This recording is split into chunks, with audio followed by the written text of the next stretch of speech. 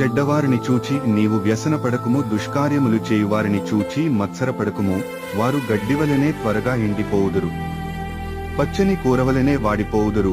యెహోవాయందు నమ్మికయుంచి మేలు చేయుము, దేశమందు నివసించి సత్యము ననుసరించుము, యెహోవాను బట్టి సంతోషించుము, ఆయన నీ హృదయవాంఛలను తీర్చును. నీ మార్గమును యెహోవాకు అప్పగింపుము, నీవు ఆయనను నమ్ముకునుము, ఆయన నీ కార్యము నెరవేర్చును. ఆయన వెలుగునువలె నీ నీతిని, మధ్యాహ్నమునువలె నీ నిర్దోషత్వమును వెల్లడిపరచును. యెహోవా ఎదుట మౌనముగా నుండి ఆయన కొరకు కనిపెట్టుకునుము. తన మార్గమున వర్ధిల్లువాని చూచి వ్యసనపడకుము, దురాలోచనలు నెరవేర్చుకునువాని చూచి వ్యసనపడకుము.